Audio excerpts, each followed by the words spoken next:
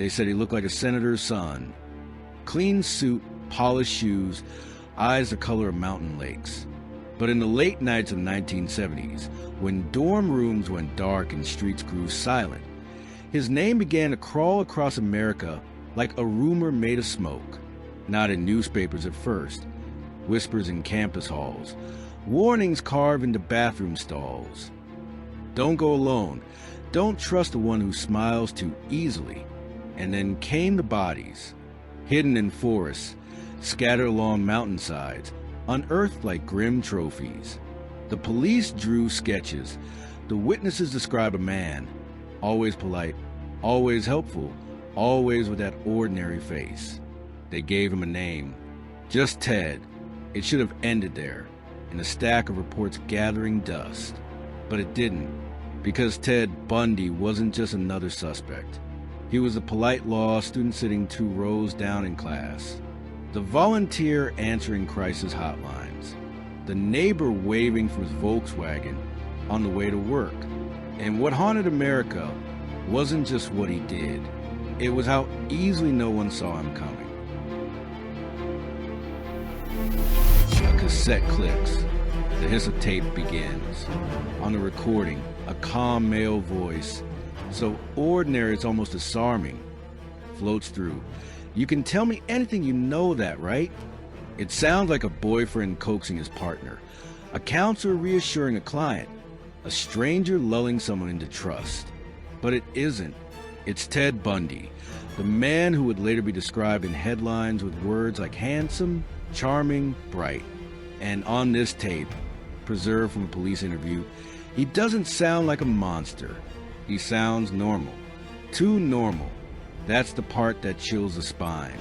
We're used to evil announcing itself with fire and fury, with jagged voices and twisted smiles. But Bundy? He wore the mask of Sunday school politeness. He hid inside compliments, soft tones, and eye contact, so convincing it could lower anyone's guard. Imagine hearing this man in a dorm common room, or across from you in a library, voice steady, composed. Not a tremor of cruelty beneath the syllables. And that is precisely the horror, because behind that mild cadence lurked a labyrinth. A man who learned to weaponize trust like a scalpel. He could reach into someone's humanity, twist it into submission, and all the while keep his face blank, pleasant, ordinary. It wasn't just his crimes that terrified America. It was a theater of it, the way a mask so thin could be so perfect, until it finally split.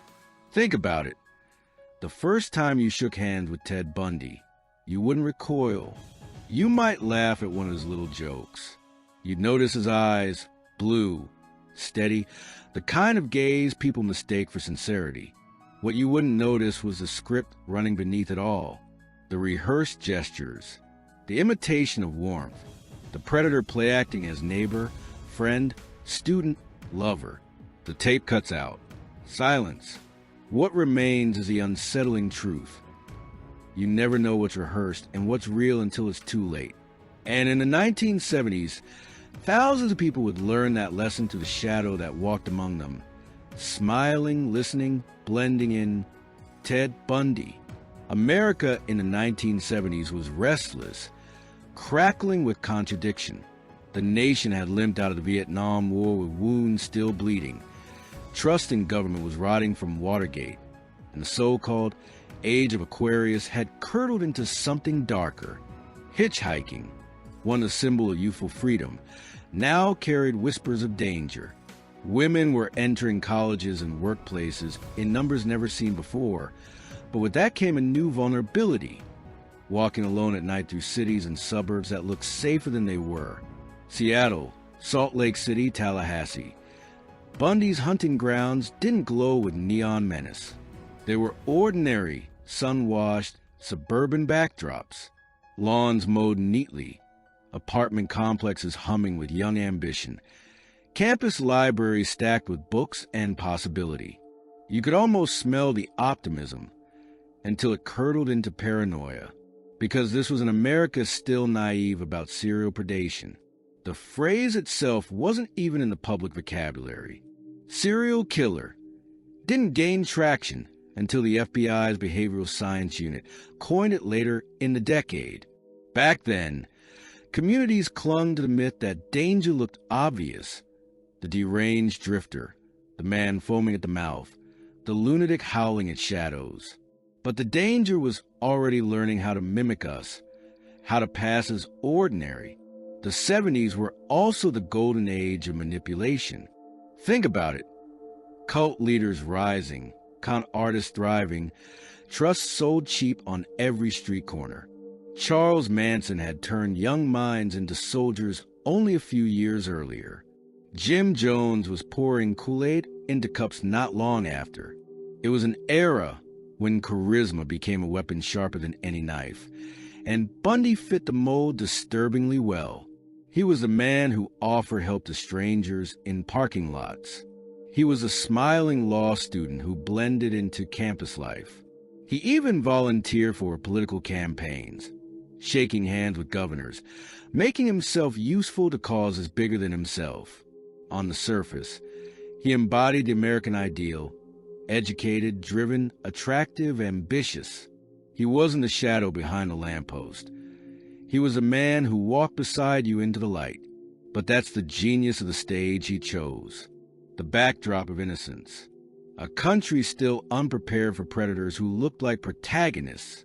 And as fear slowly leaked into the culture, one truth settled over America like a fog. Safety was a costume, easily worn, easily stripped away. In this climate, Ted Bundy didn't just hide, he thrived. It's too easy to demonize Ted Bundy in hindsight, to paste horns on his yearbook photo and call it destiny. But the truth is far stranger and much more unsettling. Bundy was the kind of man you want to sit next on a flight. Born in Burlington, Vermont in 1946, raised in the cloistered rituals of a working-class family, Ted's early life was stitched with lies. He grew up believing his grandparents were his parents, and that his biological mother was his older sister. Identity, fractured, concealed, rearranged, was baked into his DNA from the start. Imagine the psychological impact of knowing, deep down, that your very origin story is a disguise. That's the soil in which Bundy's obsession with masks and performances took root. On paper, he was enviable. University student, law school aspirant, well-spoken, polite, with a clean-cut face that could have belonged to a young senator. He had girlfriends, friends, professors who admired his intellect. He even volunteered at a suicide hotline in Seattle, where, chillingly, he worked side by side with Rule, who would later write the definitive account of his double life. She remembered him as gentle, attentive, someone who talked callers off a ledge with remarkable patience. Think about that. Bundy saving lives in one moment, while secretly plotting the destruction of others. Psychologists describe him as a man living two parallel scripts. One where he was a golden boy, rising to political and professional power, and another where he was a shadow, gnawing at fantasies of control, violence, and possession. These weren't split personalities. They were rehearsals. Bundy learned to switch roles as easily as flipping a light switch. He was obsessed with appearances, the way he dressed, the way people looked at him, the way women, in particular, responded to him. Every smile he received was a confirmation, every glance a kind of applause. Beneath that vanity, though, was a cavernous emptiness, an emotional black hole. People mistook his mimicry of empathy for the real thing, when in truth it was just an echo chamber, reflecting back what others wanted to see. There's a terrifying ordinariness to Bundy's rise. He wasn't the outcast, the loner scribbling manifestos in the dark. He was a man blending in perfectly, the man who could make you laugh, who could carry your groceries, who could charm your parents. The real horror of Ted Bundy is that he was, by all appearances, one of us. And that's exactly why no one saw the darkness swelling until it was far too late. It began the way all nightmares begin, with something small enough to dismiss, yet impossible to ignore once you know what came after. In the early 1970s, young women around Seattle and nearby college towns started vanishing. At first, the disappearances felt like coincidences. Students dropping out, running away, hitchhiking towards a new life. After all, this was the era of independence, of women breaking free from tradition. Who was to say they weren't just gone by choice? But the pattern whispered beneath the noise. Each missing woman was bright, ambitious, and, strangely, strikingly similar. Long hair parted down the middle, a look fashionable at the time. They weren't just individuals. They were mirrors of one another, vanishing one by one. Then came the witness statements, half-forgotten fragments of memory from parks, campuses, parking lots. A man with a sling on his arm asking for help. A young guy at Lake Sammamish struggling with a sailboat. Polite, friendly, well-dressed. He introduced himself with a name that would later feel like a punchline written in blood.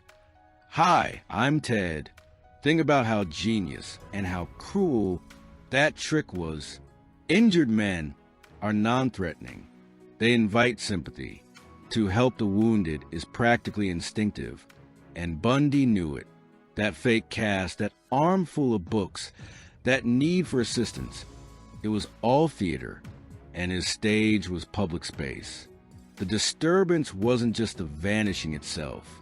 It was a realization that safety had shifted under people's feet. The daylight wasn't protection anymore.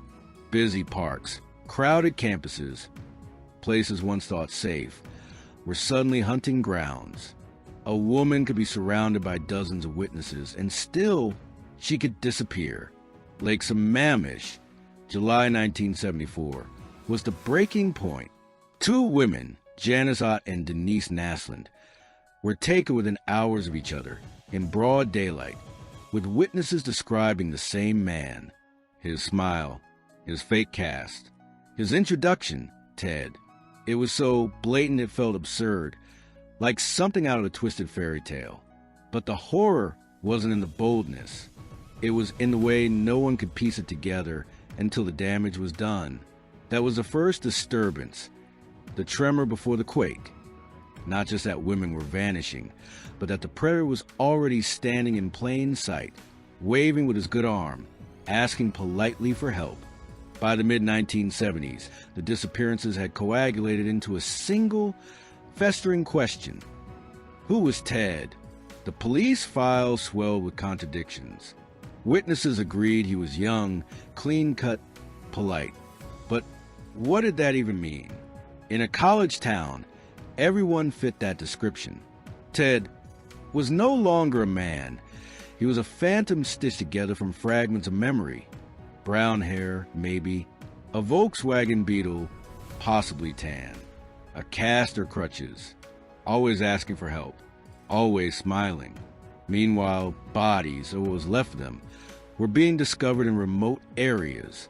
Scattered bones in Taylor Mountain's woods. Remains near Issaquah. They weren't just graves. They were echoes, carefully hidden, as if the killer enjoyed knowing the world would stumble upon them eventually. And the public? The public began to panic. Women chopped their long hair, abandoning the middle part that had become practically a death sentence. Pepper spray became a campus accessory.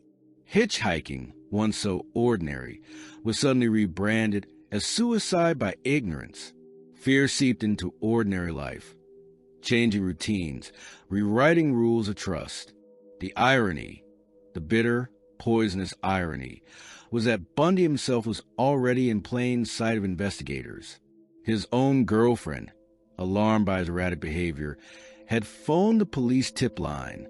She told them her boyfriend Ted drove a VW Bug, owned crutches and casts, and lived in exact regions tied to the disappearances.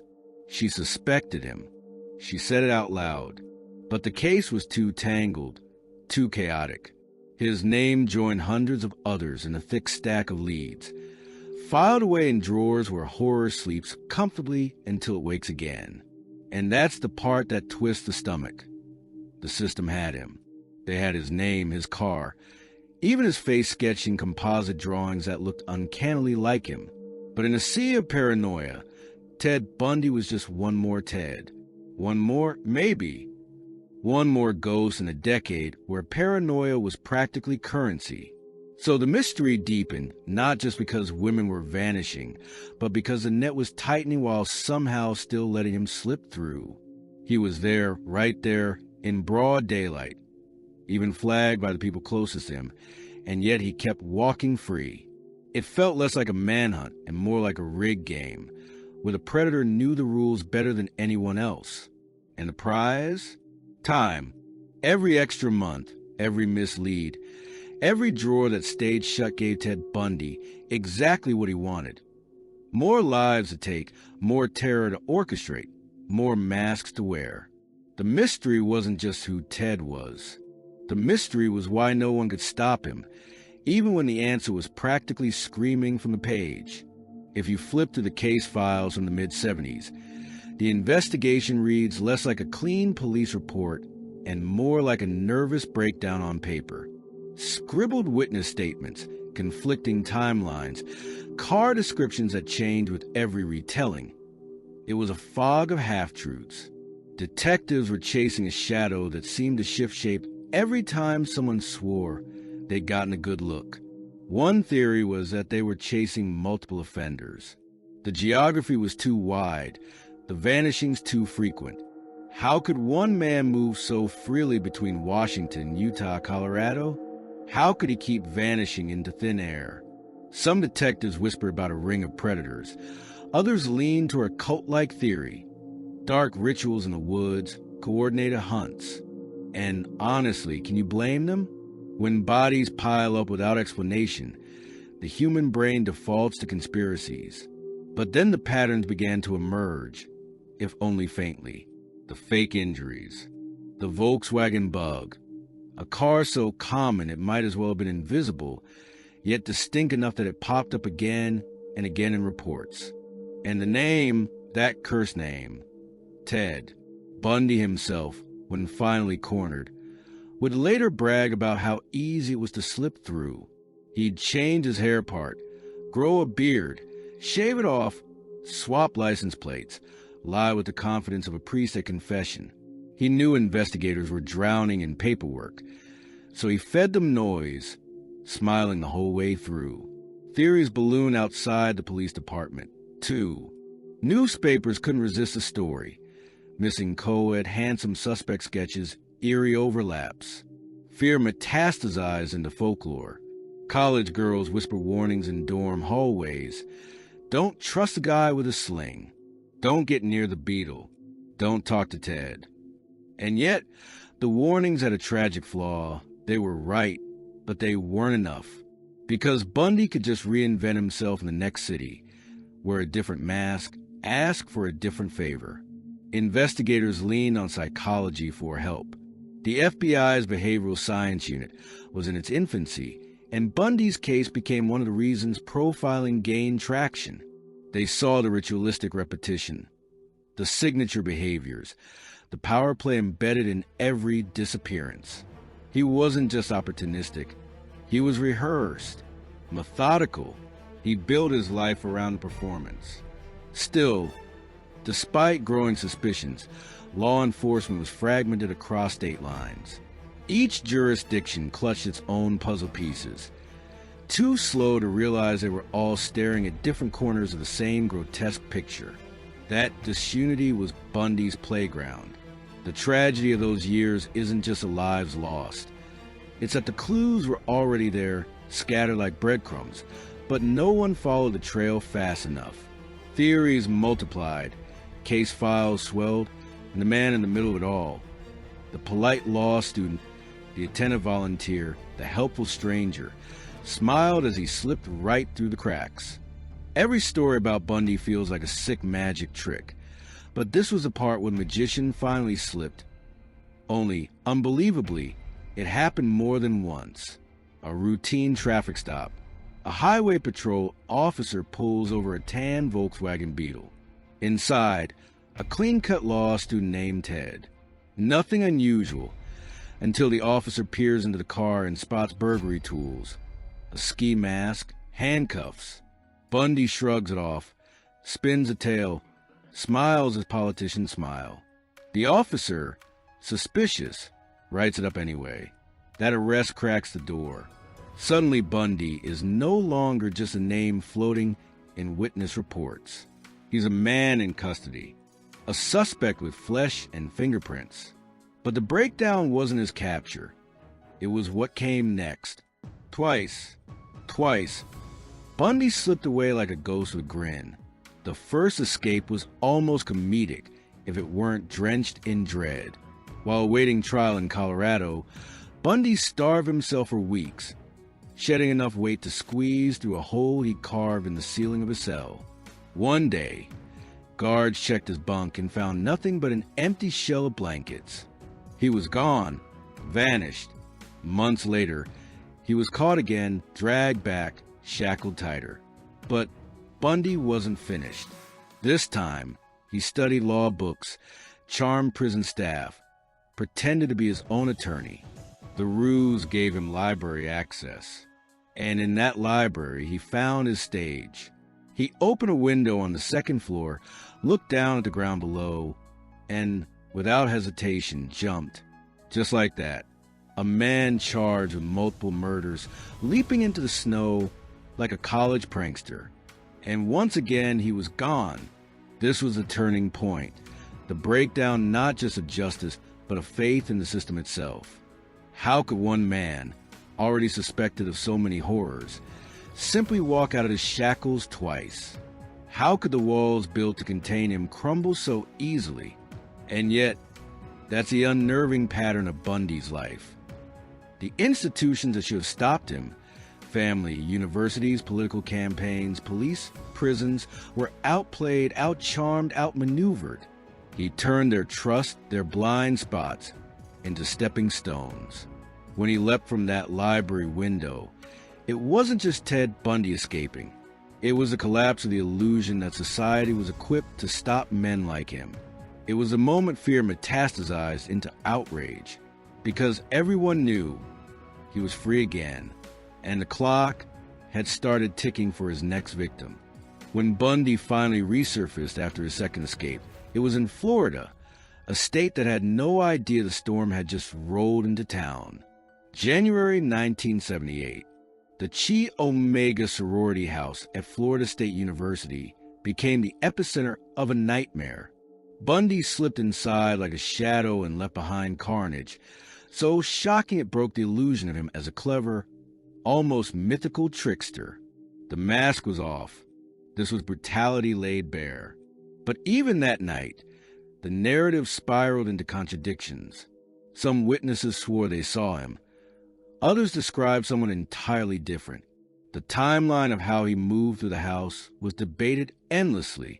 And then came the sheer impossibility of his stamina, assaulting multiple women in quick succession before vanishing back into the dark.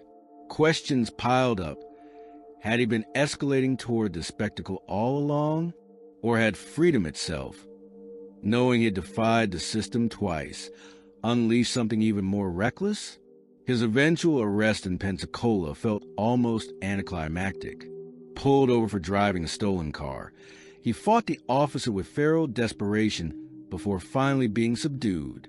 Once again, Bundy's life collapsed into the custody of handcuffs and paperwork. This time, however, Florida made sure he wasn't slipping out again. The trials that followed were a bizarre theater of their own. Bundy insisted on representing himself, turning courtrooms into stages where he cross-examined witnesses, smiled at cameras, and even proposed marriage to a woman in the middle of proceedings. It was surreal, grotesque, just as tangled with spectacle. For the public, it was horrifying proof of how far charisma could bend the system. For Bundy, it was his last performance. The resolution came with his convictions. He was sentenced to death for the Chi Omega attacks, later tied by evidence and confessions to countless others across multiple states. Officially, the numbers still wobble, 30 confess, but possibly far more. That's one of the lingering questions. one that gnaws decades later. How many lives did he actually erase? And maybe the deeper, darker question isn't how many, but why? Why did a man with intelligence, charm, and opportunity abandon all of it for a path of destruction? Psychiatrists, criminologists, journalists, all have tried to map the abyss of his mind. Was it compulsion? Was it rage at rejection? Was it the thrill of playing God? None of the theories fit neatly. They collapse under the weight of his contradictions. So we're left with a verdict and a list of names, but not an answer. Bundy's trial ended. His life ended. But the mystery, the one that lives under your skin, remains. How close can evil walk beside us before we even realize it's there? When the electric chair finally silenced Ted Bundy in January 1989, the crowd outside the prison erupted like it was New Year's Eve. People cheered, held signs, even sold t-shirts that read, "Burn Bundy, burn." It was carnival mixed with catharsis, as if the public needed to make a spectacle out of the man who had once thrived on spectacle himself. Justice, at least in the official sense, had been served. But what lingered in the air wasn't triumph. It was exhaustion, relief braided with unease. Because Bundy's story didn't end with his execution. It metastasized. He became case study, bogeyman, cultural shorthand for charming evil. Law enforcement agencies restructured how they communicated across state lines because of him. The FBI's behavioral science unit sharpened its profiling tools on his case. Women across America relearned caution the hard way, instincts rewired by his shadow. He changed not just criminal justice, but how people thought about safety itself. Bundy also left a trail of grotesque paradoxes. He wasn't a faceless monster lurking in alleys. He was a student council type, the campaign volunteer, the man who could pass as the boy next door, that forced society to confront a horrifying truth. Danger doesn't always look like danger. Sometimes it smiles, offers help, and holds a door open for you. And then there's a cultural afterlife. The books, the films, the documentaries, the endless fascination with his double life. Some argue that turning Bundy into pop culture risks glorifying him, giving the infamy he craved. Others insist that dissecting his psychology, his methods, his manipulations, is essential to prevent another predator from perfecting the same performance. Either way, his name is carved into the American psyche, lodged like shrapnel that can't be removed. The legacy isn't just fear, it's a blueprint. Every time investigators connect dots across state lines, every time warning signs of manipulative charm are taken seriously, every time the myth of the obvious predator is shattered, it's Bundy's ghost, shaping the way we fight shadows. But for the families of his victims, legacy means something else. It means empty chairs at dinner tables. It means birthdays that stop coming. It means the hollow ache of never knowing the full truth, because Bundy took secrets with him into the grave. That's the scar history doesn't heal. Bundy was executed. His story was closed. But the aftermath, our paranoia, our vigilance, our cultural obsession never ended. He still walks with us, not as a man, but as a warning. Here's the part that keeps me awake at night. Bundy didn't look like the monster in the closet. He looked like the guy who'd help you carry groceries, like the classmate who'd lend you his notes, like the neighbor you'd wave to without thinking twice. He wasn't a shadow. He was a light bulb, humming ordinary, trustworthy. And that's the real terror. Evil doesn't always hiss. Sometimes it smiles. Think of how many lives intersected with his without realizing. How many people gave him directions, held doors for him, maybe even laughed at one of his jokes. How many strangers rode elevators with him, sat near him in libraries, brushed shoulders with him in grocery store aisles. The distance between him and us was paper thin. And maybe that's why the fascination never dies. Bundy forces us to stare into a mirror we'd rather smash. Because if someone like him could move so easily through the world, unnoticed, even admired, then what does that say about our ability to recognize danger? About the masks we trust every day? The chilling truth is this: Bundy didn't just murder. He exposed a flaw in our vision. We're trained to spot monsters, not men. We prepare for shadows, not smiles. We armor ourselves against strangers in dark alleys. But what about the friend who lingers a little too long? The charming colleague who asks for a ride? The polite stranger with the cast on his arm? History wanted to wrap him up with a neat bow, a name, a face, an execution date. Done. But the reflection he leaves behind doesn't fade. It lingers every time you wonder if the person across from you is who they seem. It lingers in that quiet paranoia that maybe we never truly know the people we pass, the hands we shake, the voices we trust. Ted Bundy is gone. But the question he left us is eternal. How close can evil walk beside us before we finally notice the footsteps? Hello, everyone, and thank you so much for listening. As usual, please leave any comments or feedback you may have, and I hope to see you all again in the next case.